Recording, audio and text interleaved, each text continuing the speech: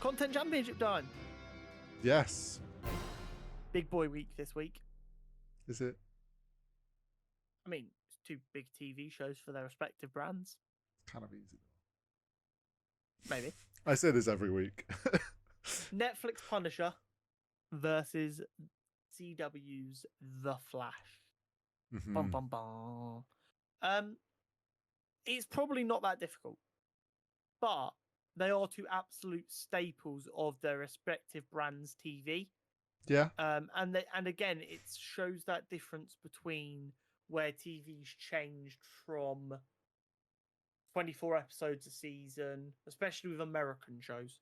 Yeah. 24 episodes a season, formulaic as fuck, procedural, I think is how it's normally described. And then you've got the newer style, 10 episodes. This is the story. Blah, blah, blah, blah, that's 10 segments. Yeah. So let's get into it. As always, personal relevance, how well it's aged, rewatchability, story, acting, and cinematography / general eye candiness. Would you like to start us off with Suntal? Sure. So I'll go Flash first with personal relevance. So I would say we were like in the rise of the MCU, so it was way more into superhero content.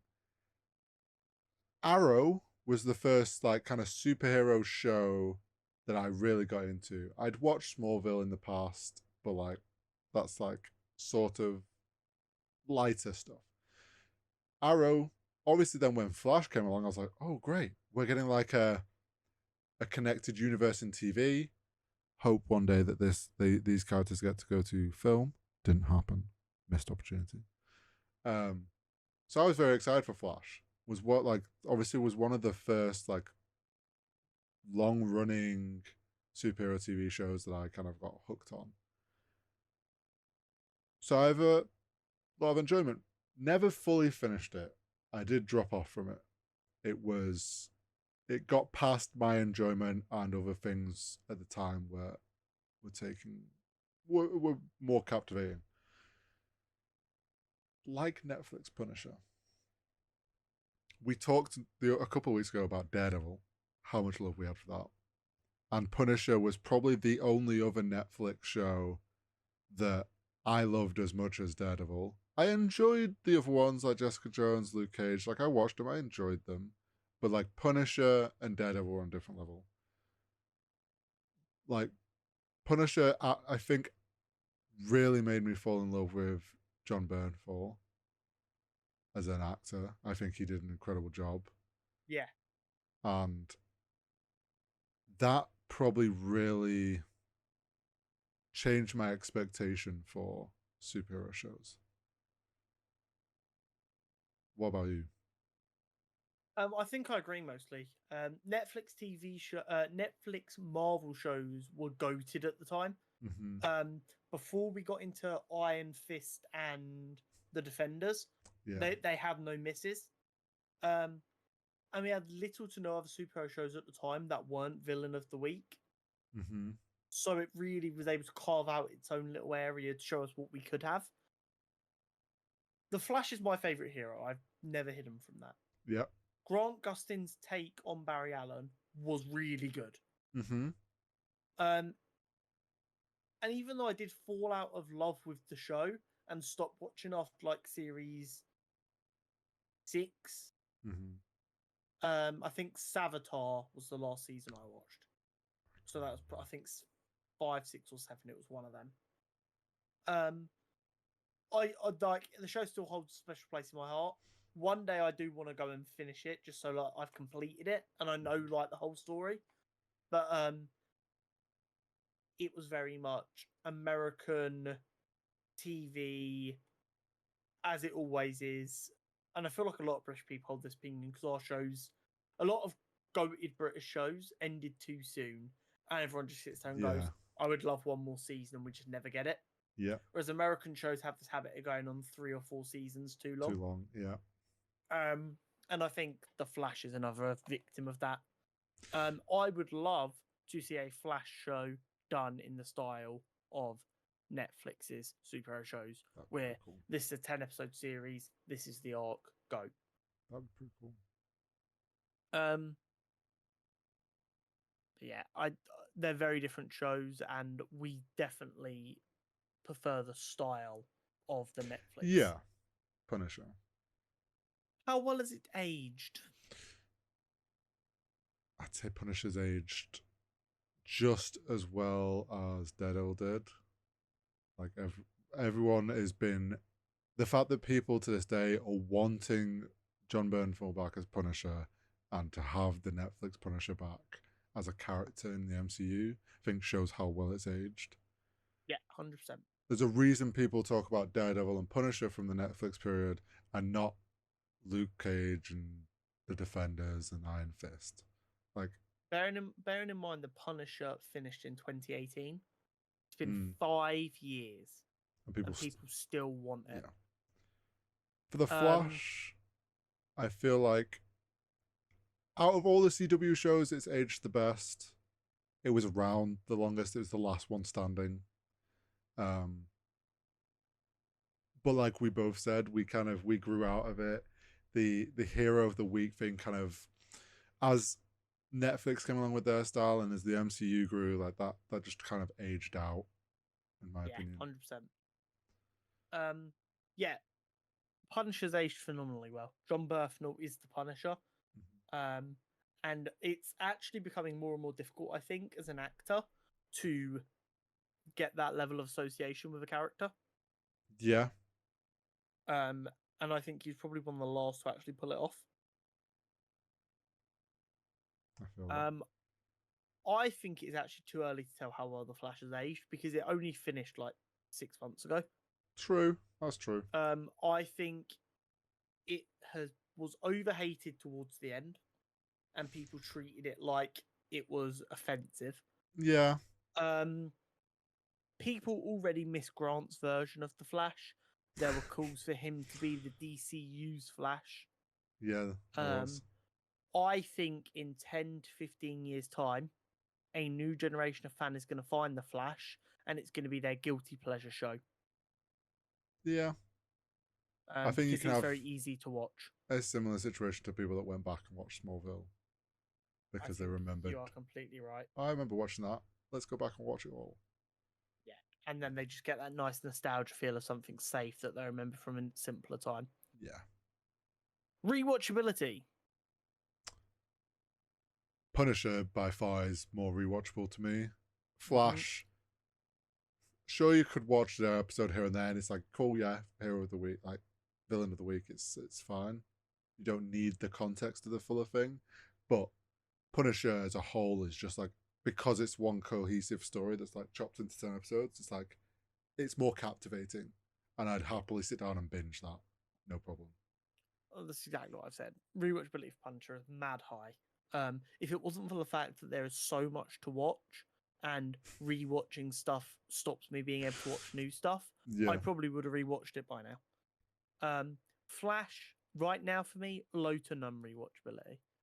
Yeah. But like I said, maybe one day I would like to go back and watch it all in one go, binge it, and just again have that little nostalgia feel. And just know I finished it and seen that full arc. Mm-hmm. Now, it might have seemed like we've curb stomped Flash into the ground already. These three are very one-sided, though. Story. I mean, Punisher by far. Like, it actually has a cohesive story that is not just villain of the week.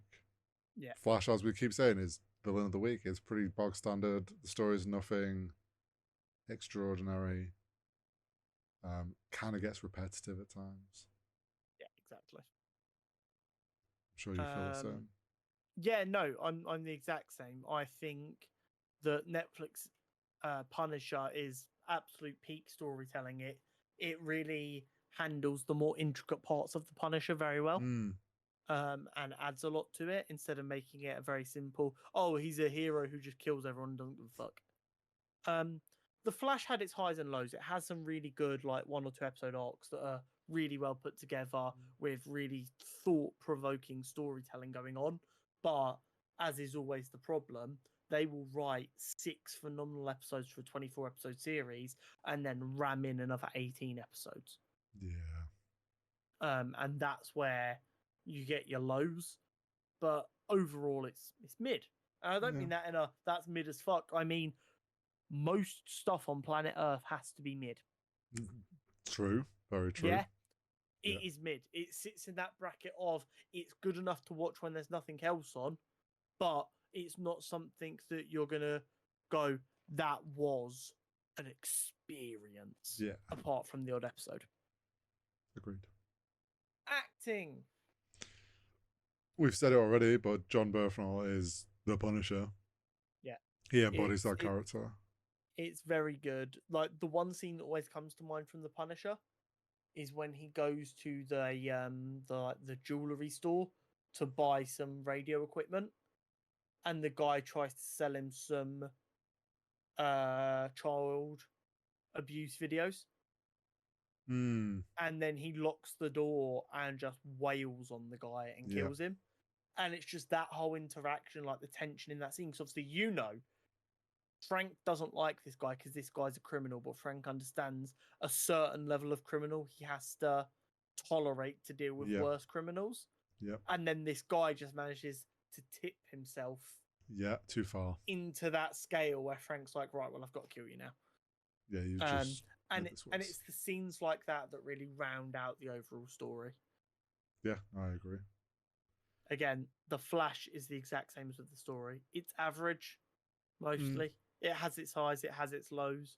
Grant Gustin, I think, is consistently above average. Yeah, he plays an incredible Flash. I think the rest of the cast have their moments. A lot of it's down to writing, like I said. When you're being forced to write 24 episodes for a season, and the entire story could be told in 12, you're going to get a lot of exposition that's not needed and random filler arcs that end up not mattering because you've told your 6. Yeah, you've told the main story. Matter, and then you're putting in these arcs in between that you've not thought about, and then the character feels like they've made a development just to go back to how they were before. Yeah. Made a development just to go back to how they were before. So it's okay, but nothing to write home about. Agreed. Cinematography / general visual appeal. I mean, Flash is classic TV show budget and aesthetic and what you would expect from a TV level show. When they pushed the budget up a little bit on The Flash, you saw the benefits. And then when they reduced the budget a bit, you saw the negative effect. Yeah. With like the way the Flash is and his powers taking money away, like there are a couple of them seasons toward the end, like 7 and 8, when they were given shoestring budget. Yeah. You can really, really tell. I can imagine. Whereas Netflix budgets are always wild. We said it with Daredevil, like the production that they put into Punisher set it, as we've said, set it into a whole new era of like superhero TV shows that were more film-esque. And they really pushed the boat out. You can say what you want about overall the Netflix Marvel TV shows, even Iron Fist and Defenders, which overall had a poor story, looked beautiful. Yeah, they're all shot. They had incredibly. Yeah, they had a consistent style and tone across all of them, which made them feel like they were all happening in the same city, which they were, and they were all very well executed. Yep, they really were.